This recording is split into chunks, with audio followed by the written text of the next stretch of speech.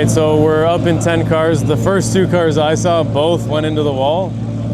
So obviously the track is as unpredictable as I thought it would be. And we're really gonna have to focus on the car right before us and what the condition is, because it's not gonna rain again, but it is wet. It's really gonna be a calculated, concerted effort for what to do and how to drive. So we're gonna make sure the nitrous works, the car's ready to react, and that I'm good. I wish I had like Hurley's or something, that game that you guys always play, so I could keep my arms and stuff sharp. But we're gonna do our best, and it's gonna be sketchy.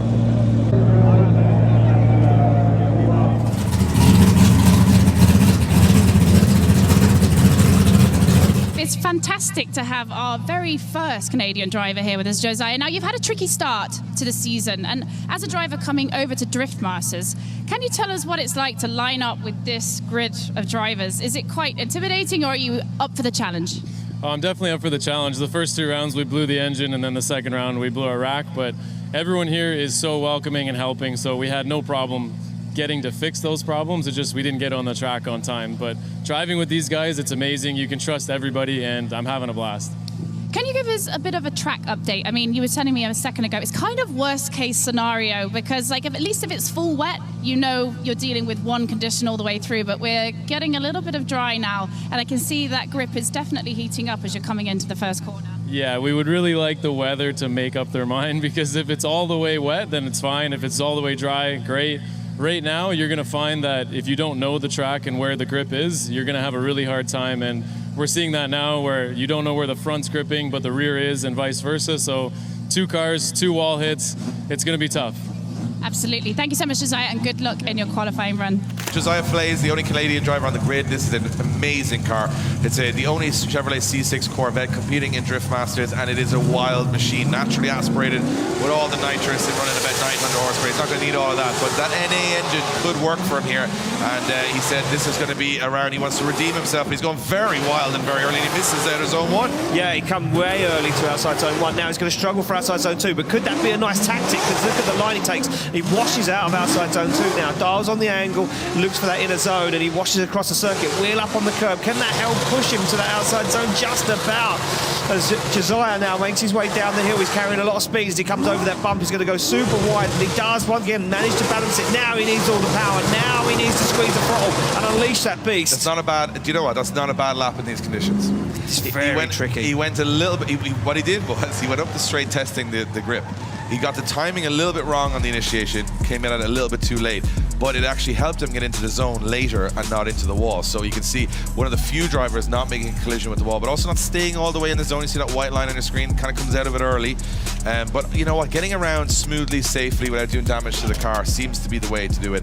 We don't know what the conditions will be like on the second half of qualifying, but you don't want to wreck the car because you're out of the competition completely. 62 on the ball, Dave, for Josiah. He'd be happy with that. We finished qualifying, and it's still a hit and miss with the weather.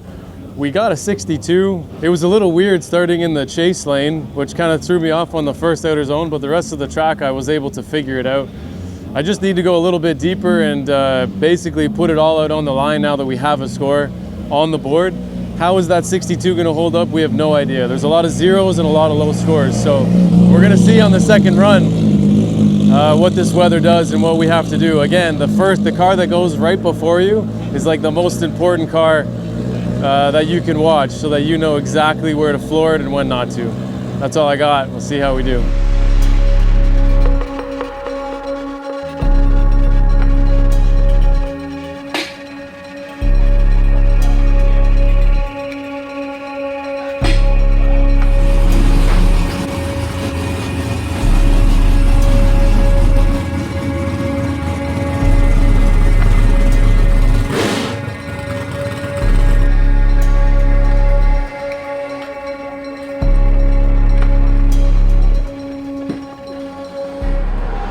Okay, the car's got a misfire somehow. Okay, thanks.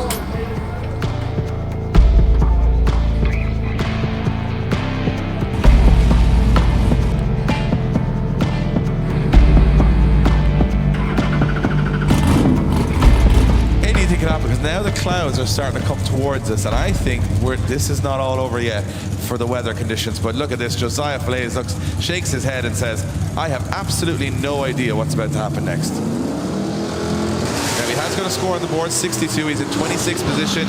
Big old V8 in this Chevrolet Corvette C6, our only Canadian competitors. He fired in very aggressive. That's almost undrivable at that point, and that is unbelievable. But he has to drop out due to the amount of angle he threw at that first corner. It's got the style points, but doesn't have the line points. And right now he's smoking through the course, is Josiah Falaise, as he's got a good line, gets over the bump, and the last corner transitions up on the curve, takes it out wide, and it's another score in the books. Whoa, that entry, I thought he was in the wall. That entry 100% thought he was in the wall. And it was so fast, Dave. Look at this. It absolutely ripped down. Big initiation. Held it together. Look at that on the foot brake as he fires into that outside zone. I think he's gone in so fast that he bumps the wall. He does tag the wall, yeah. I think he's got to go on big angle, which means that when he gets that little bump from the wall, he can only go straight out of there. He can't continue that angle down. So I think he went with a little too much angle. But again, you look at style points, you look at aggression, you look at what the judges are looking for a little bit of risk, a little bit of reward. Yeah, risk reward, yeah. That's what you're getting from Josiah Falaise there from FDF. And I'll tell you what, from my perspective, maybe that little bit of style could separate you from the rest of the grid who are taking it quite tentatively. I don't know. Nobody knows. Nobody knows except the judges, I assume. I don't even think they know. There's a big jump up. Josiah Falaise goes into 7th position with a 79.5. Big jump up. Yeah, so before my qualifying run, started the car, went to go to the grid, and we're down a cylinder on the engine. We're not sure what it is. Diagnosing it now, so I honestly just sent it because I knew my 62 would not be enough to keep me in. The nitrous kind of carried the engine through because it did not have enough power, and we landed with a 79, but man, we're gonna find out what it is here in a second. The thing would be to make sure, we gotta pull all the plugs. We have to pull all the plugs. All temperatures are firing. So, the highest is like 70 degrees. So what would cause such a misfire?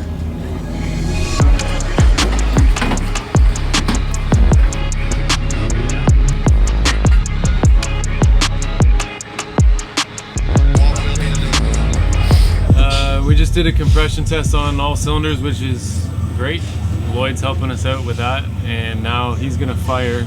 You're not holding the coil? No, I have it with a plier. Now he's gonna fire? Yeah. He's gonna fire which one did you just fire? 8. So I'm firing each coil individually. I would love to label. These two leads are like the exact same. We're testing that the coil packs are working, so we're firing each coil individually through the ECU to make sure we're getting a reliable spark, that it's not an ignition coil or lead that's causing the issue. So we're happy we've done a compression test, the motor is good, so that's the big thing. We don't have to do a motor swap overnight or anything crazy like that. It's just something simple and electrical. Well, it would have just been done because we don't have one. So we're turning the car over so Ziad can listen to the misfire, which he's pretty confident that it's an injector. Can you put it on a which is the same for me. I have had injectors get dirty. We checked if they were fired. They did fire, but that doesn't mean that fuel's getting through necessarily. So we might need to do a full fuel clean, new filter, check all the injectors, and if we need to replace any, we'll find out after this. We have an access panel for the starter that we've never used, but Kyle's using it right now. I'm excited right now. The game plan, to get this running is priority number 1. Priority number 2, just drive the wheels off the car, honestly. So I'm excited, finally. We get to be in the top 32, and then I think from here on is where the momentum will start to change.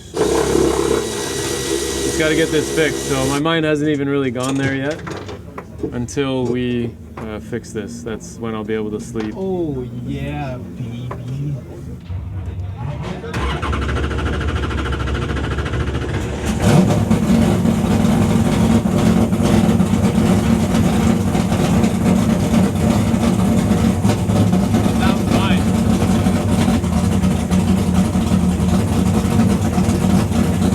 I can tell instantly when I drive it.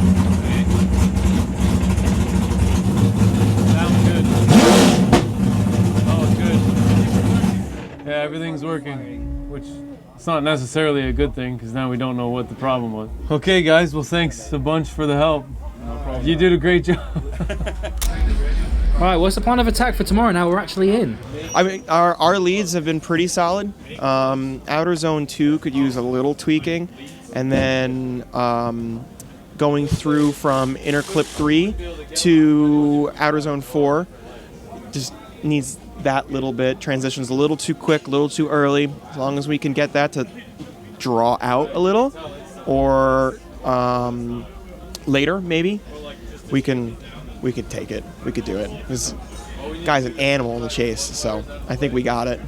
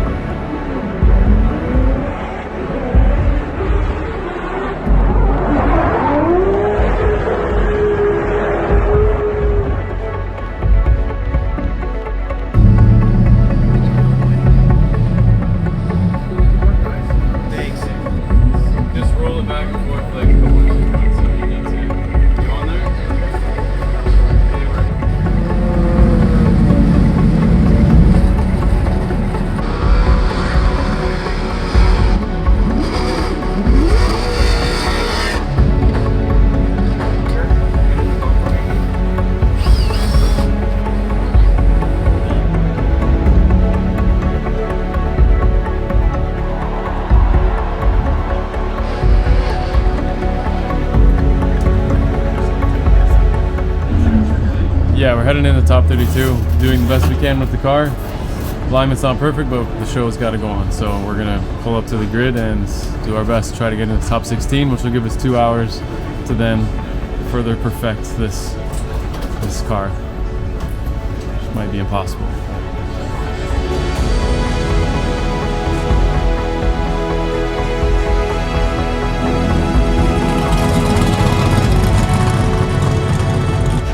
Another two drivers who have never faced each other in competition. It will be Finland versus Canada in our top 32. Juha Poitas, a massive qualifying run from him yesterday, put himself into the top 4, and Josiah Flay is having a big crash head on with the wall in practice, but they've again got that car back together.